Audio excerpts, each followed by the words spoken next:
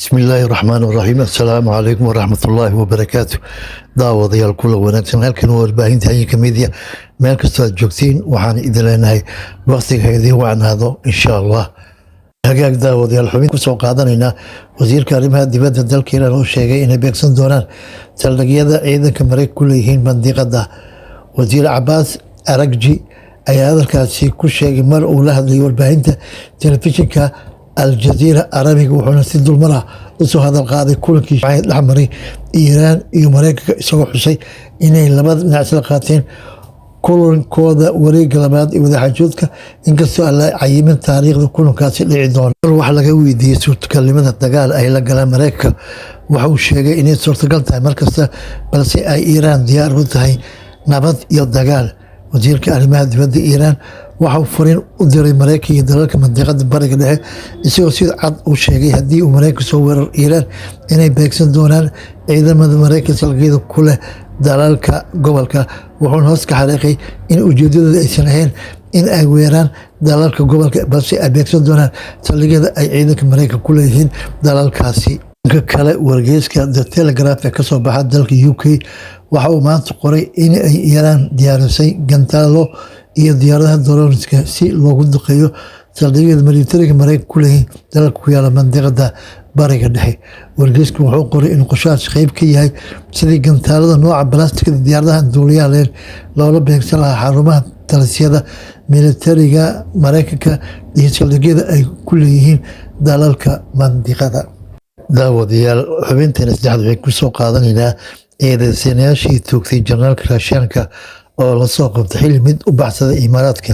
la soo celiyay warbaahinta maxalliga dalka Raashiya ayaa qoray in la soo qabtay 3 eedeysane oo ka dambeeyay toogashadii shalay ka dhacday magaalada Moscow sida loogu dhaawacay ku-xigeenka taliyaha sirdoonka ciidanka dalka Raashiya General Vladimir Alexeyev wari eedeysanihii toogtay janaraalka uu u baxsaday magaalada Dubai ee dalka imaaraadka balse la soo qabtay laguna soo celinayo dalka Raashiya warbaahinta lagu magacaabo Commerçant ee ka soo baxay dalkaasi ayaa qortay in la aqoonsaday 2 eedeysane oo ka dambeeyay isku dayigii lagu qaarjin lahaa General Vladimir Alexeyev inkastoo uu ka badbaaday laguna daaweynayo isbitaal ku yaala caasimadda dalkaasi ee Moscow dhanka kale hay'adda ammaanka federaalka Raashiya ee la soo gaabiyo FSB ayaa sheegtay in la soo qabtay dambiilayaashii toogtay generaalkaasi haweeney ka mid ah dadkii qorsheeyay dilkaasi ayaa sheegay inuu baxsatay dalka Ukraine kadib markii ay dhacday toogashadaasi sidoo kale eedeysanaha rasmiga ee la sheegay inuu toogtay